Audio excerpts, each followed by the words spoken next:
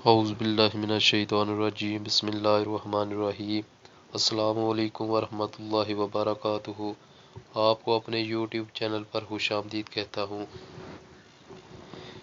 ایک عورت دوڑتی ہوئی آئی اور گھر میں داخل ہونے کے بعد حضرت علی بن طالب رضی اللہ تعالیٰ عنہ کے پاس حاضر ہوئی اور کہنے لگی، آپ کو پتہ چلا ہے کہ رسول اللہ صلی اللہ علیہ وآلہ وسلم کی طرف سے حضرت فاطمہ الزہرا رضی اللہ تعالیٰ عنہ کا پیغام نکاح دیا گیا ہے۔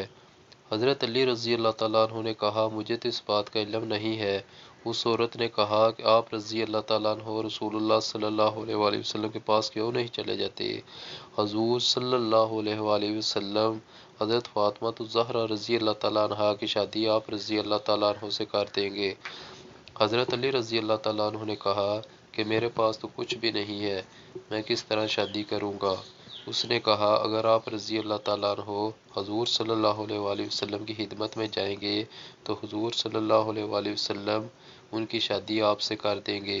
وہ عورت حضرت علی رضی اللہ تعالیٰ عنہ کو اصرار کرتی رہی، یہاں تک کہ حضرت علی رضی اللہ تعالیٰ عنہ رسول اللہ صلی اللہ علیہ وآلہ وسلم کی خدمت میں حاضر ہو گئے۔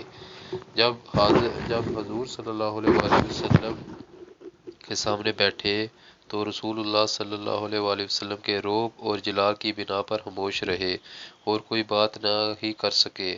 نبی کریم صلی اللہ علیہ وآلہ وسلم نے پوچھا، علی کیسے آئے ہو؟ کیا کوئی کام ہے؟ حضرت علی رضی اللہ تعالیٰ عنہ نہ بولے اور شرم و حیا کے مارے چپ رہے۔ حضور صلی اللہ علیہ وآلہ وسلم نے فرمایا کہ لگتا ہے تم فاطمہ رضی اللہ تعالیٰ عنہ کے لیے پیغام نکاح دینے آئے ہو۔ حضرت علی رضی اللہ تعالیٰ عنہ نے کہا، جی ہاں۔ نبی کریم صلی اللہ علیہ وآلہ وسلم نے پوچھا، تمہارے پاس اس کو حلال کرنے کے لیے کچھ ہے؟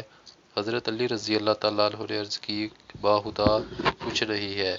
حضور صلی اللہ علیہ وآلہ وسلم نے پوچھا، تم نے اس زرہ کا کیا کیا جو میں نے تجھے ہتھیار کے طور پر دی تھی؟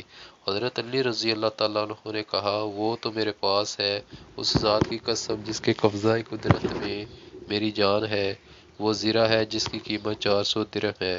اور رسول اللہ صلی اللہ علیہ وآلہ وسلم نے خوش ہو کر فرمایا، بس میں نے تیری شادی اس سے